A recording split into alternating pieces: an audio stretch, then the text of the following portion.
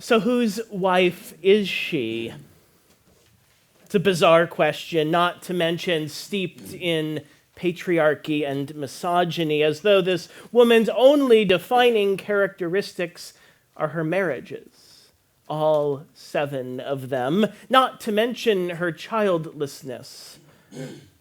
And what's resurrection got to do with it? Well, from the perspective of the Sadducees, nothing. Resurrection is made up. There's no evidence for it in the Torah, the first 5 books of Moses, Genesis, Exodus, Leviticus, Numbers, Deuteronomy, which they hold as canon, as scripture. And so therefore it's irrelevant, unless we can use it to trap Jesus.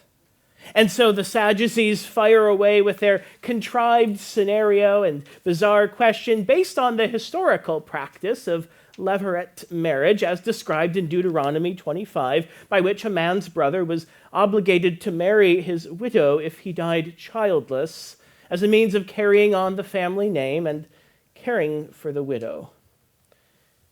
Now, here's a fun tangential fact about levirate marriage, which we don't talk about enough or at all.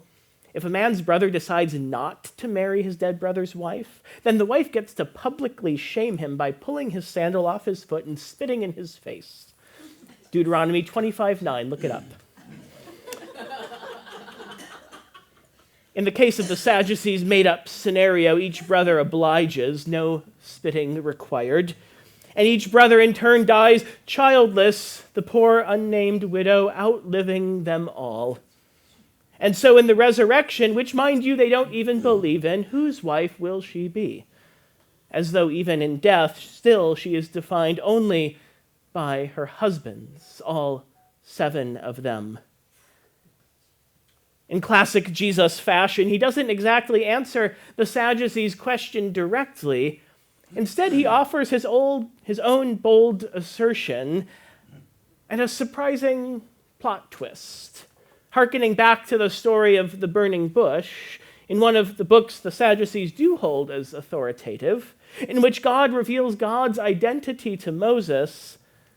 I am the God of your father, the God of Abraham, the God of Isaac, and the God of Jacob.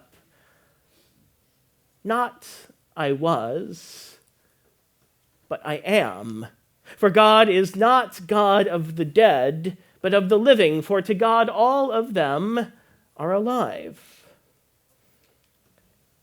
The Sadducees ask a bizarre, hypothetical question about a resurrection they don't even believe in, purely to try to trap Jesus. And I doubt they actually care what happens about this hypothetical, widowed, vulnerable woman after death any more than they would or would not care about her during life. But Jesus redirects their focus. As one biblical scholar extrapolates, God is a God of the living, and the living are hungry, thirsty, exploited, homeless, abused, overworked, out of work, lonely, despairing, addicted. As though to say, why spend so much time worrying about hypotheticals in the future at the expense of overlooking or neglecting present realities here and now? Or why spend so much money building, a gaudy, gilded ballroom while people's SNAP benefits hang in limbo and families wonder not so much about what's for dinner as whether they can afford to eat? God is a God of the living, Jesus reminds them, and God cares deeply about the living here and now. And this woman is not anyone's wife, but a child of God, a child of the resurrection, whose worth depends not on any of her marriages or any of her relationships, but on her inherent belovedness. And so Jesus recalibrates their focus and aims to change their perspective.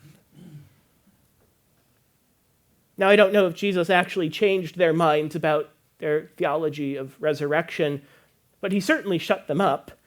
Teacher, you have spoken well, some of the scribes answered, and no one dared to ask him another question. And more than that, he upends their expectations, which is what resurrection is really all about. Resurrection defies predictability and what we think is possible. We think we know how the story ends, one pastor writes. When people are killed and buried, they are dead. That is the end.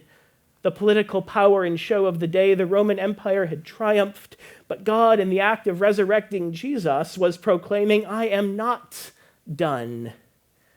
There is more, and this more will change everything you think and understand about life and how the world works. Resurrection defies predictability and upends our expectations. Resurrection comes to us out of the blue.